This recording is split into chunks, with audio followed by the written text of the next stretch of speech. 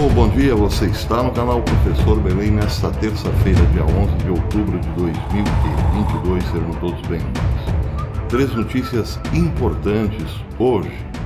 A primeira, um discurso apocalíptico de Donald Trump em Nevada, no sábado.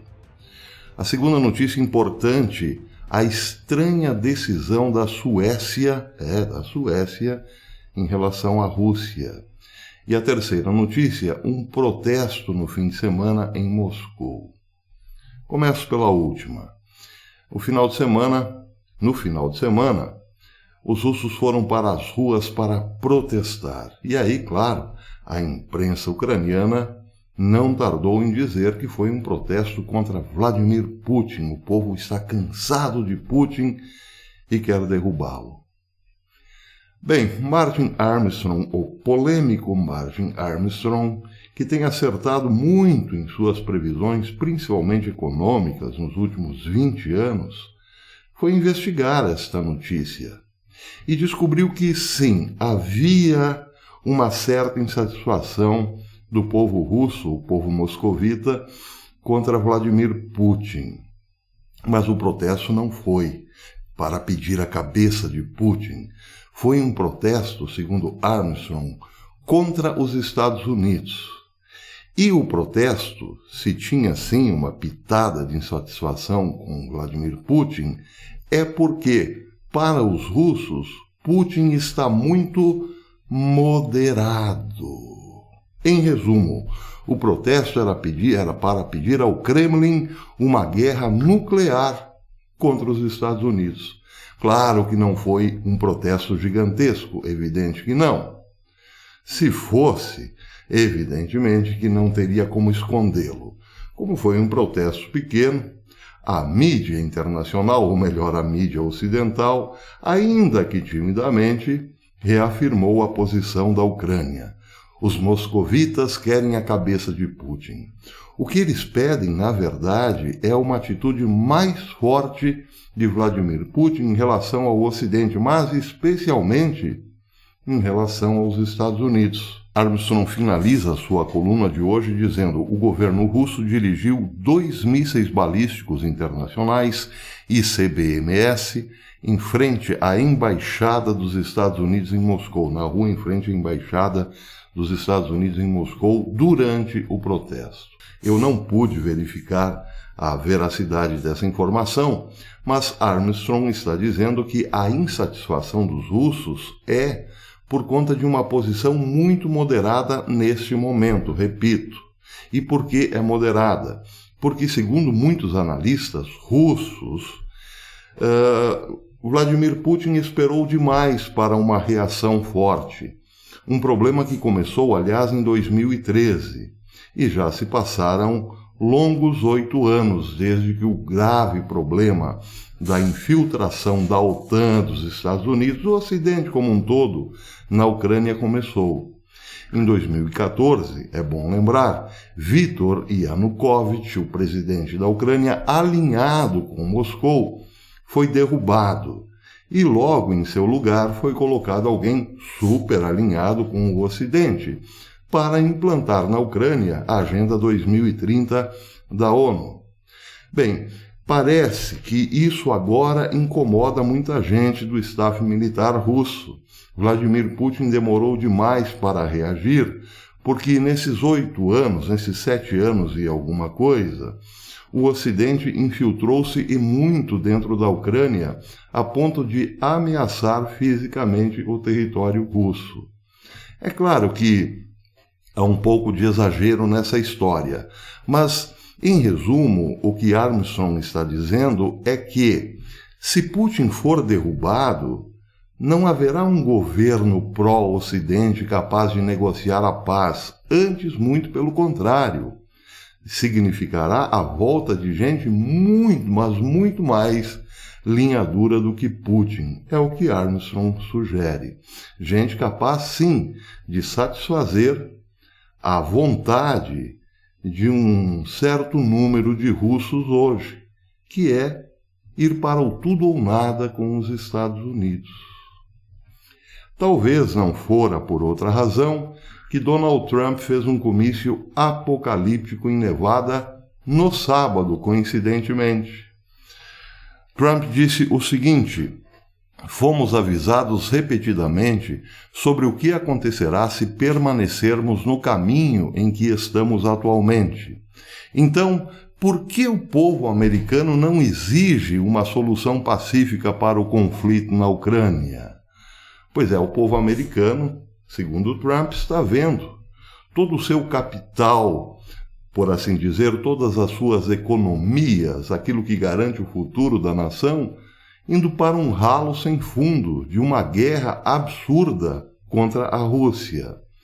Passivamente, ou melhor, sonolentamente, segundo Donald Trump. Mas ele diz mais: se o povo americano realmente entendesse o que está em jogo, estaríamos vendo protestos absolutamente maciços em todas as nossas principais cidades agora, nesse momento.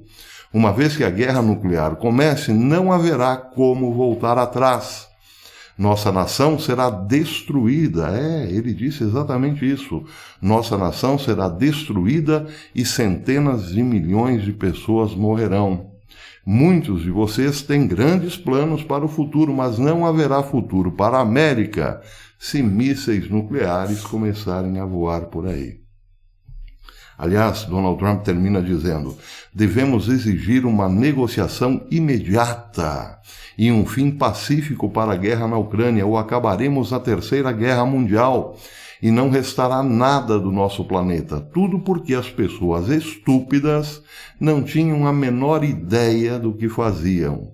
Eles não entenderam, eles realmente não entenderam nada. Aqui parece ele está se referindo também ao povo americano que estranhamente dorme ao ver um governo completamente sem rumo despejar os fundos de poupança dos americanos na Ucrânia, que não significa, a rigor, não significa nada para os Estados Unidos.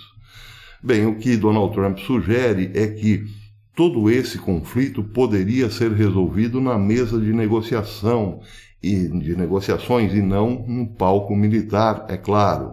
Mas aí, evidentemente, Trump estaria indo contra os interesses bélicos por trás de todo esse conflito. Ou talvez, ou principalmente isso, os interesses da Pedra Negra. Quem assistiu o meu vídeo de ontem saberá do que eu estou falando. Bem, em relação ao discurso de Donald Trump, Mike Snyder diz o seguinte: Trump esteve na Casa Branca por 4 anos, ele sabe o que está em jogo. E ele também pode ver que o atual grupo que está conduzindo nossa política externa é realmente estúpido. Eu realmente gostaria, mais que os americanos, mais que Donald Trump, que os americanos pudessem entender o que está em jogo. Joe Biden é um cabeça quente em um estado avançado de declínio mental e ele se cercou de uma equipe belicista como Jake Sullivan, Anthony Blinken e Victoria Nuland, que fazem parte, claro, deste conjunto de neocons que chamamos de figuras do pântano. Em vez de procurar uma saída pacífica para essa confusão, os dois lados continuam a escalar o conflito. Acabamos de testemunhar um ataque absolutamente impressionante na ponte da Crimeia, de 12 milhas, que liga a Rússia e a Crimeia. E essa ponte era um projeto de estimação do presidente russo Vladimir Putin, que ele pessoalmente abriu em 2018. Bem, foi por conta deste atentado à ponte na Crimeia que houve, então, um protesto em Moscou, o protesto que eu falei no começo. Bem, em relação à Suécia, é uma notícia bastante curiosa. A Suécia investigou os 4 vazamentos no Nord Stream 1 e 2 em suas águas profundas e chegou, sim, a uma conclusão do que aconteceu. Só que, ato contínuo, negou passar as informações que já sabe a respeito do ocorrido ao Kremlin. A Rússia, segundo a Suécia, não pode saber o que aconteceu.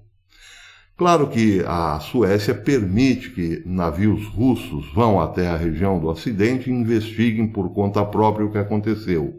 Ela não pode impedir este trânsito, porque afinal ali está um recurso internacional que serve a todos os países e também está em águas internacionais em alguma medida. Mas o fato é que a investigação é cara e demorada e o terreno é bastante arriscado para uma investigação russa. Assim, seria de supor que o bom senso levaria a Suécia a entregar o seu relatório sobre o que de fato aconteceu à Rússia. Só que não foi exatamente o que aconteceu.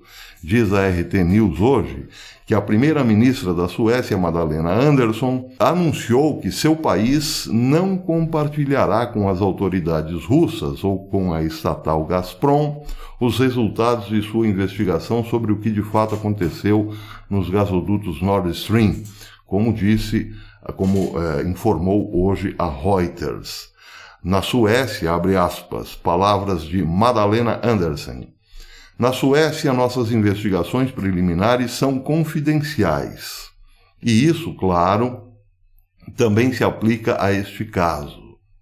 No entanto, Estocolmo não tem poder para impedir que navios russos visitem o local do incidente, diz a nota, agora que a investigação foi concluída. Já o Washington Examiner, que é americano, evidentemente, diz hoje em suas páginas que a Suécia sabe o que aconteceu e o que aconteceu foi um atentado, um ataque ao gasoduto, mas não quer dar essa informação oficial à Rússia.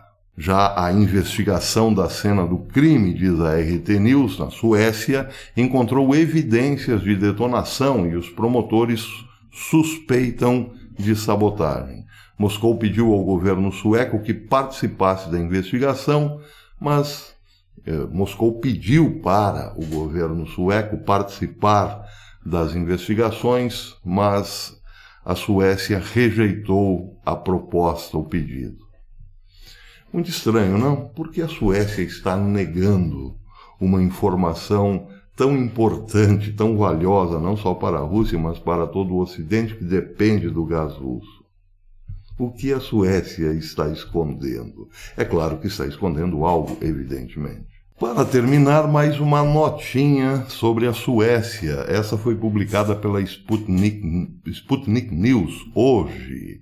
Diz o seguinte: no início deste ano, mesmo de saída, o governo sueco admitiu que uma combinação de altos preços de energia, alimentos e taxas de juro em evolução devem sufocar o crescimento nos próximos anos e prejudicar o poder de compra das famílias suecas e, consequentemente, o consumo privado. A inflação vai empobrecer a Suécia e o país deve aceitar um padrão de vida mais baixo. Um fato que os políticos devem transmitir claramente à população, disse quem? Lars Heikenstein, ex-chefe do Banco Central. Olha o Banco Central aí de novo, gente, da Suécia. E agora presidente do Conselho de Política Fiscal, que avalia a política do governo. Bem, esse pessoal ligado ao Banco Central, que por sua vez é ligado à Pedra Negra, aliás, aconselho, se você não viu o vídeo de ontem, veja, está dizendo que a população passará sim por um empobrecimento muito grande, por dificuldades sérias daqui pela frente. E se o cidadão perguntar por quê, ninguém, evidentemente, dará a resposta correta. Porque a Suécia embarcou numa onda ocidental para destruir a Rússia. O Ocidente, o Império Romano do Ocidente, quer destruir o Império Romano do Oriente. A Rússia, para muitos historiadores, é considerada o Império Romano do Oriente, ela verdadeiramente. Por quê? Porque uma vez fortalecendo monarquia com religião, opôs-se veementemente ao avanço do Império Romano Ocidental, dentro do seu território, ou seja, fincou já há mais de 1000 anos uma posição em relação ao Ocidente. O mundo é bipolar há muito tempo, não é de agora. Só que agora, alguém, um líder mundial, que já controla esses organismos como Pedra Negra, bancos centrais, decidiu que chegou a hora de cancelar a Rússia. Tudo isso está acontecendo porque alguém, repito, alguém, uma cabeça misteriosa, decidiu destruir a Rússia, boicotando em primeiro lugar o petróleo e o gás, danificando a economia mundial, comprometendo a saúde financeira das famílias pelo mundo, só para que a Rússia entrasse em colapso. E depois, evidentemente, fatiar o gigantesco território russo em várias empresas que já controlam boa parte do mundo. É só por isso que a Suécia, entre outros países, entrou nessa aventura maluca contra a Rússia. E o povo que sofre, como fica? Pois é, o povo é o que menos importa, porque essa gente, como esse senhor aí que pertenceu ao Banco Central da Suécia, não está nem aí para o povo. Não existe mais esse negócio de democracia no Ocidente. A Pedra Negra decide e está decidido, ponto final. E é isso que eles decidiram. Decidiram impor uma cruz pesadíssima a toda a humanidade, principalmente aos europeus, para que o seu projeto de governo mundial dê certo.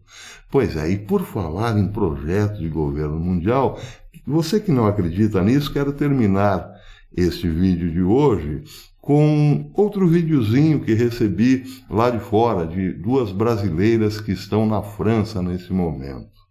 Veja o vídeo e tire suas conclusões. Até depois. Olha, gente, eu tô fazendo aqui um vídeo porque tem gente que não acredita. Eu tô na França, nós estamos aqui na região de Saint-Tropez. Ó, tô no posto de gasolina. Tá vendo? E é o 3º posto que a gente passa que não tem gasolina. A Europa, olha lá, ó. Aos cones. Funcionário. Todas as bombas fechadas. Sem Tá vendo? Colocando os cones lá, ó. Não tem gasolina. Não tem, ó. O carro aqui também tá indo embora. Todo mundo tá vindo abastecer no posto, ó. Não Lembra tem aí sobre o supermercado? gasolina. E outra coisa, os supermercados na Europa estão desabastecidos. Então, para quem acredita aí, ó, no socialismo, que o Brasil está ruim. Que o Brasil está ruim, é um país ruim, ó. Vem viver na Europa para ver. Sem gasolina, não? sem comida. Romantismo é bom, tá? Agora vem aqui ver na prática como Nós que tá. estamos até sem chance de gastar os euros que trouxemos. Exatamente. Vamos voltar com euro para Vai casa. achando que o Lojas paraíso é no fechadas. exterior. Vou mostrar para vocês. Tem gente que acha que a Savassi em Belo Horizonte está ruim. Vou mostrar para vocês depois como é que tá o comércio na Europa. Com Deus aí, 22 Bolsonaro.